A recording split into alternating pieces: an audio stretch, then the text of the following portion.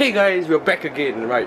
You might be wondering like, so where have you guys been for the past few days? We have been traveling around, making videos, and we've been also trying to get some new stuff out for you guys, you know, new activities that we Singaporeans can actually do. Now, we actually just woke up not long back, a cracky neck, and it's really late, so we actually cooked some lunch, and this is what we cooked. This is some vegetable with egg and a special ingredient in there, which I'm not going to say for now because I want him to try it out and see whether he can tell what that ingredient is. Then we've got soup here with sausage and this wonton which we made ourselves, vegetable and some pork. And over here we've got nugget, rice and some more pork. So much pork, right? So yeah, we're preparing for lunch now, and after lunch we have to get to do more work. Got a lot of work to catch up on today, so it's gonna be a stay home and complete your work day. No idea why we feel extremely tired like after lunch, but we have to rush down because we just got a package and the person's below. Not sure why. I think he's rushing for time, but he came here like, I think according to him, like 4 times already. So we I've decided to go down and just collect the parcel from him. Alright, so this is what we came down to collect. This huge parcel, and it's really heavy. The dog is out and he's, as usual, very excited. So, okay, fine. The lift door almost closed on me. The lift door almost closed on me. It just went off without me. You know how heavy this thing is? You want to try carrying it? Try. Okay, cannot. Exactly, I'm telling you it's heavy, so stop walking off without me. Okay. It's so heavy, huh? Just because you have the dog, you just think, I need your help. What? No. I need both hands. Yeah, both hands. I need both hands to carry the box. I need my both hands to carry the box. I'll be right back. No, okay, no, okay. be right back. Just...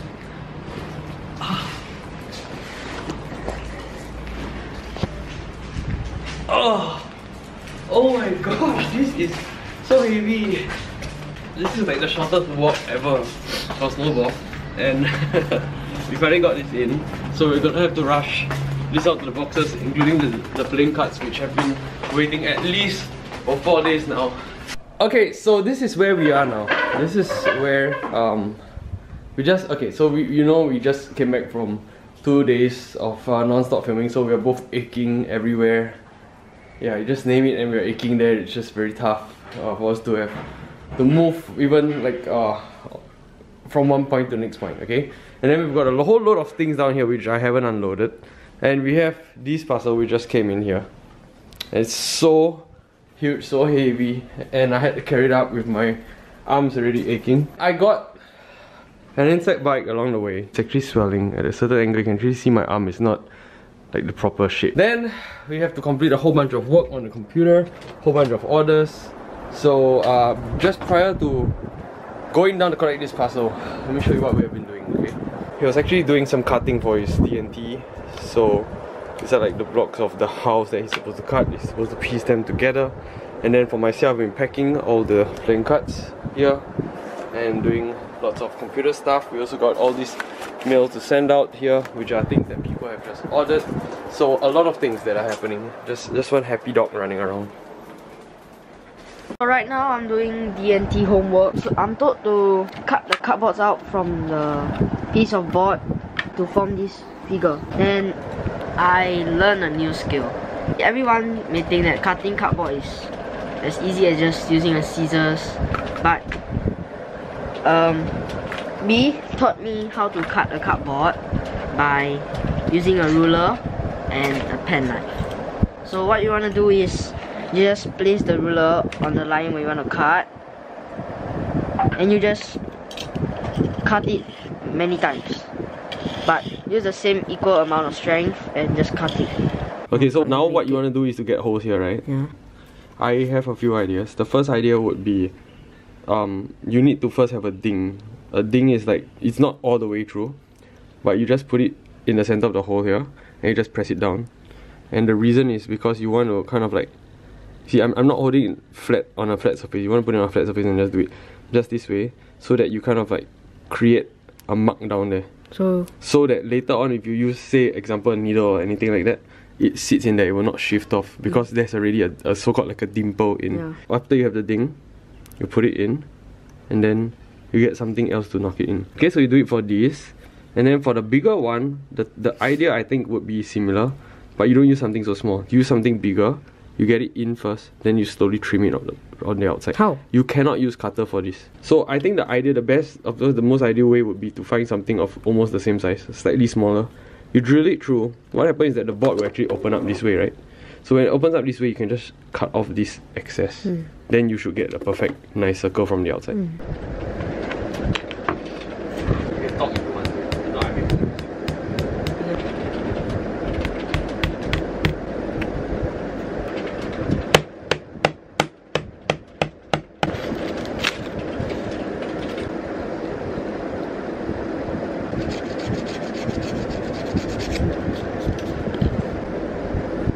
When you got in a bit, right? Try to go in all the way. You're actually pushing the side. Understand? So, 对吗, Bolly? 对吗? Just an update on what we have been doing so far. This is the update of his house that he's been trying to make. Now, basically, yeah, it's a piggy bank. Okay, we realized later on that it's a piggy bank. Now, I'll show you something that is quite funny. So, this is what he has been doing. The thing is, he was passed this piece of paper, and they were asked to actually piece the whole thing together, or yeah, to piece this whole thing together. And I've seen, because the instructions are not clear, just piece this whole thing together. So I've seen videos of what his classmates have done, and some of them are using scotch tape to stick them together just at the sides here, and some use glue and all the random methods that they use to stick this. But if you actually look at this, it looks quite funny. Let me show it to you. So what you observe here is that there is the base, the front, the back, left, right, and the base. And then you have this thing here, and a cylinder, and this roof. So of course it looks very reasonable. But if you think about it, if this is a piggy bank and we seal everything up this way, so let's say I just seal it up this way with the roof on top, and I put money in, how am I going to extract the cash? How am I going to extract the money from this? Okay, because this is going to be all the way to the bottom here. So the option that we have would look something like this. Let me show you how it looks like. Supposing we follow this, which is something like that. So let me try to put it in. Then it would look something like that. So at the base here, and then the money would actually be dropping into this cylinder. Okay, the money will drop in the cylinder. But then the question is, how do we take the cash out? If, supposing, it's sealed up at the back and it's sealed up at the top. So let's assume that now it's sealed up this way. The whole thing is sealed up. How are you going to extract the money? So the only way to do it is to turn the whole piggy bank upside down, which isn't a very good method, right? So instructions are not that clear, it's not very defined, and in fact he was given the pieces to cut for 1, 2, 3, 7 and 6. He was not given a piece to cut for 4 and 5. So the thing is, without 4 and 5, what would happen if we sealed the whole thing up? Because he was told to piece the whole thing together. So if he sealed the whole thing up, then we would have this, and in future, if the teacher gives him 4 and 5, he has to pry open all these edges and then settle 4 and 5, right? So what we are doing now, after some discussion, is we are actually implementing our own system in here.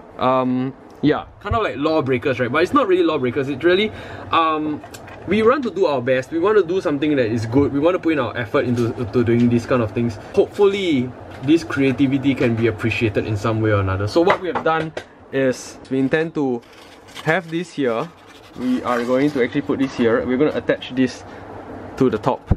So what happens is that the roof, this is where the money goes into. So we're actually following this system, and then the roof covers over it. So whatever money you put into this hole goes into this, and then it drops down here. So maybe you're wondering, like, then isn't it silly, right? The money comes down here and then it just falls out. It's not really that way, because what we're going to do later on is that we're going to have a small mini door here. And not only a mini door, but we are also going to have like a pulley system, like a box. So we pull the box out and the cash is all kept inside the box. That is something we can think of. Another way of doing it, we were thinking, is probably just to have an open and closed door. So if we have an open and closed door, then the money would just drop in here. But because it's already in such a state, it's very hard for us to put in hinges. Of course we can with toothpick, but it's like totally off from whatever is given down here. So well, I think the best that we can think of as of current is we will have this small little box system at the bottom where a coin can drop in, money can drop in and we can pull it out and we can extract the cash if we need to. So that's what we are trying to do. I think he has done a pretty good job. So we can see I think I'm most proud of this. We cut this piece here and it's a perfect square, and then we have this round roll that fits in very nicely. You can see it's a very nice cut. You don't see frays on this part of the board. Okay, it's very nicely cut.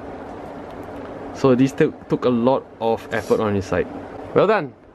Right, so we'll show you what the end result looks like later on, but he's working on that, and for myself, I'm working on the vlog. Tomorrow is another full day of filming, so today is the only one day we can actually stay home and get everything done as much as possible. We still have tons of things to settle, like all these playing cards, and just now we got a whole bunch of new cubes and probably some other stuff in there, like some novelty stuff in there that we have to settle, pack, check, and you know, take stock of and everything else. Okay, progress report. This is what it looks like now. So we've got the house here, and then we're designing this box.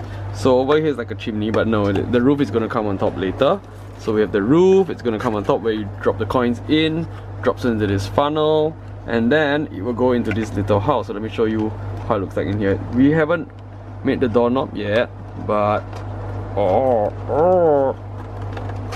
okay, it's not that difficult to open, it's just that it's hard to use one hand to do it because I'm not holding the other side.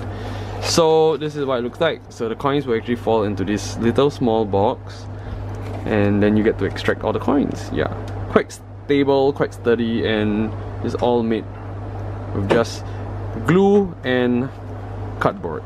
So now he's making the doorknob. He's designing his doorknob. What do you have anything to share about your doorknob? Like any idea that comes to your mind? Hello?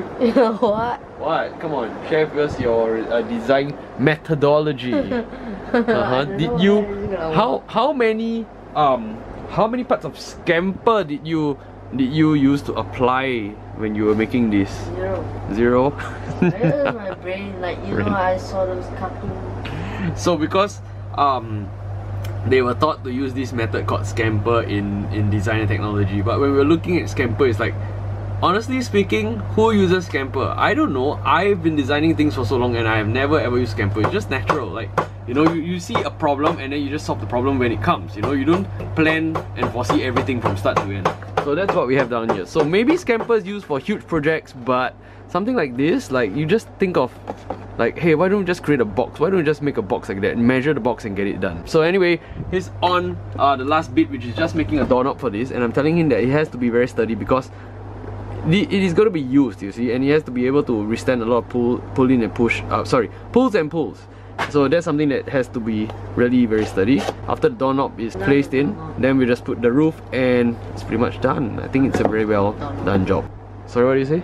I'm down with the doorknob. You're down with the doorknob? Surprises. Surprise us, the finishing touch. What's that? Oh my gosh! How did you cut something so small like that? This is about like the smallest... Wait, how do you cut this? Look at this, guys. I double layer it. You double... Wait, how do you do this? Super glue. No, how do you cut something so small and round? You know, it's so small. Are you serious? Okay, so this is a round cutter that we use to cut round things. But I didn't expect you to be able to do something like that. So cute and small. Well, there's a problem though. What? It is too small. Unless we are in mouse land, it's too small for us to hold it. I do another one. You do another one? Okay, so this is the revelation of what his doorknob looks like. So it's something like that. A very simple doorknob. You may think it's just like a tab that comes out, but look at it. It comes from within the door. It's a tab that comes from within the door. It's not stuck on, it's from within. That's amazing. Okay, so let's have a look at this piggy bank. Okay, which took how long did we take to do this? Hours, many hours to do this. Okay, so this is the back. The roof, it's not easy to stick on the roof because the bendable sides make them very hard to stick on, so we had to use extra help to get the whole roof to stick on. If you see in from the top, there's this cylinder in there, and then you can see part of the cylinder here. You can actually touch it. So 2 holes here. The extra holes here, based on what was given by his teacher, actually holes there which says that nails are supposed to go in. So we've got these holes there, very nicely made. See, it's really beautiful. I think he did a really good job on this. This is a very nicely cut square, so everything looks really nice. All he did was to ask me for some tips on how to get all these things done, and then he did them himself. Really very nice work done. But I think it's very funny because what happened was that they were given a template to actually get all these holes done, and I saw the template, and it's true that you can actually see that this hole is slightly higher than this. So it's not a mistake on inside, it's rather the template itself had these holes which were already misaligned. When the coin goes in there, you can pull it out here. Now I like this idea. The cardboard actually holds it in place when it comes to its maximum length. So because of a bit of the friction in there, it comes all the way to here and it doesn't just drop off easily. So that's what I like about this.